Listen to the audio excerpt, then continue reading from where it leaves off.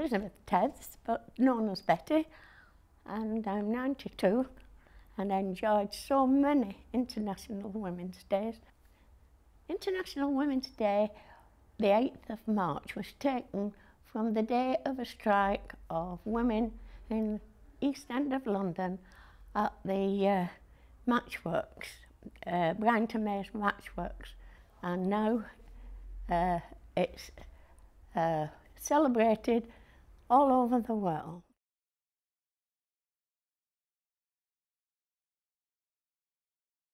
The struggle for women's equality is a long and hard struggle, and started mostly at the early part of the last century when the Pankhurst women formed the Women's Social and Political Union to fight for the votes for women. I guess just about everything in my life. I'm 66 years old, came to England when I was 15, and the difference between then and now for any young woman even is just massive.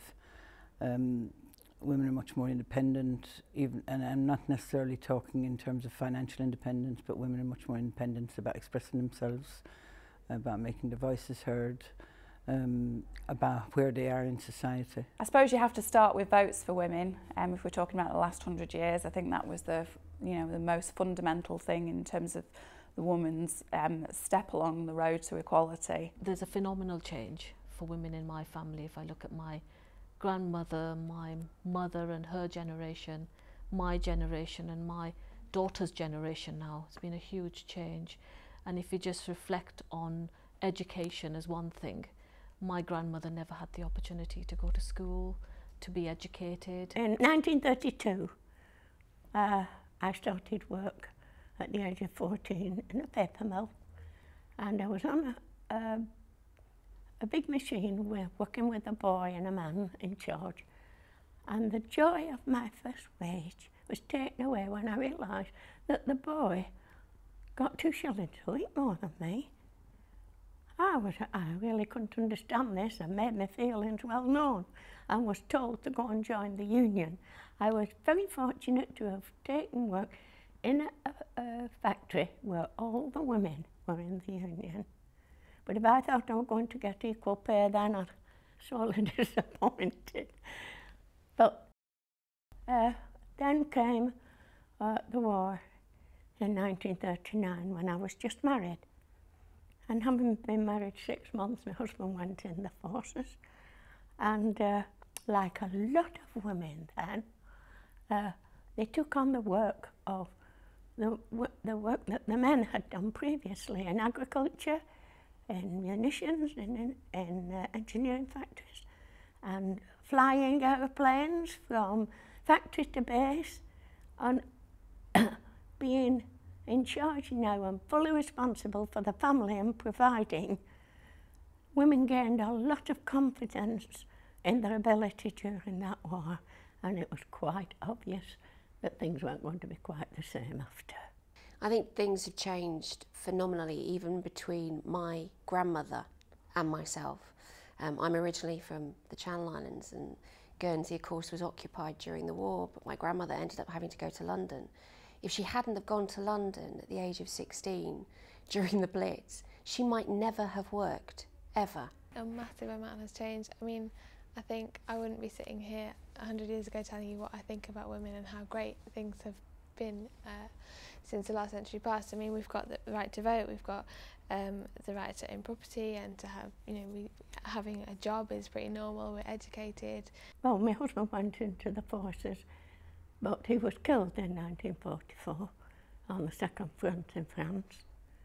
And it was a very hard time because the government said I was now a single woman and reduced my allowance. Anyway, the end of the war came and we learned of that crime against humanity, the bombing of Hiroshima and Nagasaki. And I decided then I was going to work for peace for the rest of my life. My earlier memories of celebrating International Women's Day itself at community level was with the Abyssinia Black Women's Collective in Moss Side. It's changed 100 years ago by women giving the vote. That was a massive, massive change. It was changed when the men went off to war and women had to take on roles that they wouldn't traditionally have. It changed when you had the sexual revolution and the pill being implemented. It changed when you had the Equalities Act. I think from a personal point of view, the thing I would straight away think about is the help that women have had with domestic violence problems, and it's saved a lot of women and saved a lot of families. It's 100 years, and you think a lot would have changed really in those 100 years. But actually, I think sometimes we think we're more equal than we are, and I think there's sort of more laws now in place to protect us, and you know, we are a very different being now. A woman in sort of 2011 is a very different being to a woman in 1911, certainly.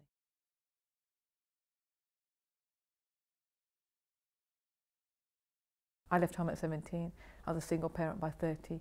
I have 4 children, and my oldest son is now 20. So, for, you know, the massive, massive change. I've got 3 sons. They've been raised by a feminist mother. I'm not a size 8, 21-year-old, and I do fine. I'm not a white girl with long blonde hair.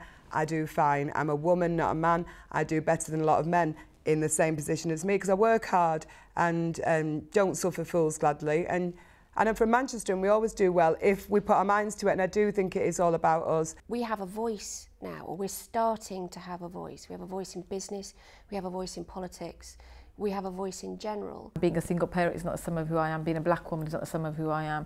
Being 39 is not the sum of who I am. But they're all parts of me and they're all facets of me. Everybody's got a role to play in society, and you strive for equality. My generation, of my 3 sisters, 2 of us went to university. One of my sisters runs a very successful business who didn't go to university, and the other 2, including myself, had the privilege of those opportunities. The capitalist system in which we live, capitalism isn't compatible with equal pay. And so we've got to change this system if women are going to get their rightful place in society. But that, I fear, will be the longest and hardest struggle of all. Any problems I think that women had in the past were kept quite taboo and hidden, like people didn't care, and a lot of women must have felt that nobody cared about them. Now we've got women ruling countries. When you're told that you cannot do something because you are a woman, it's saying, you know what, that's cool, but I'm going to carry on doing it anyway, and I'm going to fight for it.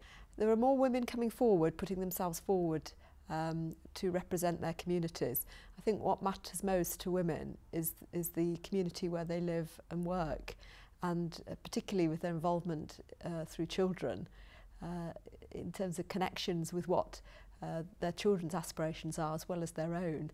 And I would like to think in the future that there is more equality between women who have children and women who do not have children, and that there is a balance in the working lives. I've heard young journalists being advised, you know, even now, even the last few weeks, you need to decide whether or not you want to have a family or a career if you want to go high in journalism, which is extraordinary and actually quite upsetting. Being a woman, I think, is a bonus, not a hindrance. Not been for me. Being a woman, I'd rather be a woman than a man any day.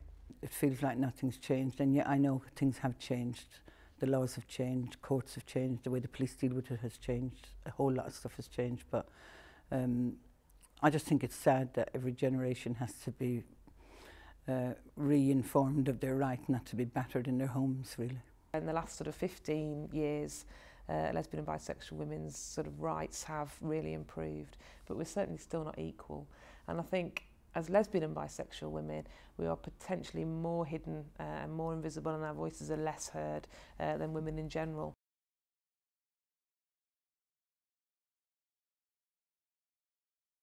In the next 100 years, it would be really cool if 100 years from now, like, feminism was something that was really properly celebrated. I want the next generation to grow up in an environment where sex isn't used as a weapon. I'd like women in the future not to feel that they have to work twice as hard as a man to get half the wages and half the respect.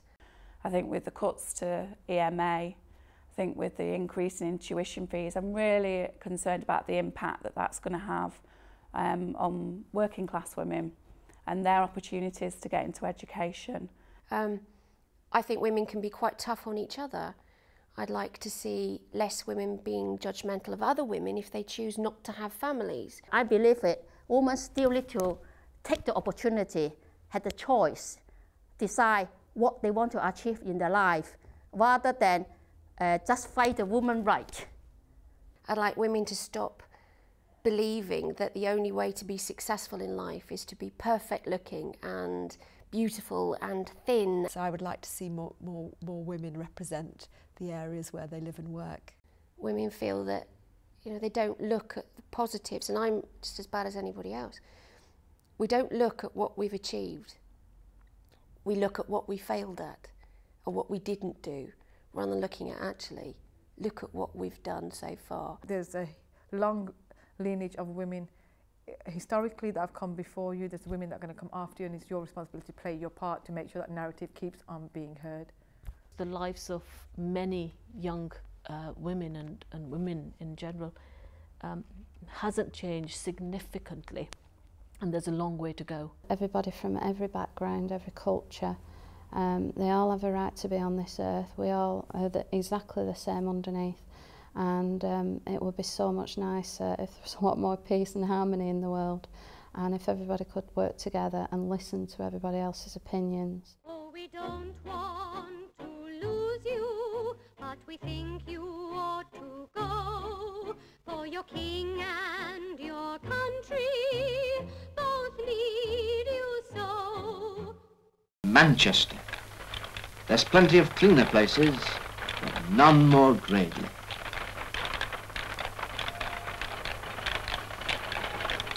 Oldest manufacturing centre in the world. It's something to think about, you know, that this is the cradle of modern industry. Ever since I can remember, the old city's never stopped growing. And the more she's grown, the more it seems she'd got to grow. It's our people who've made it so.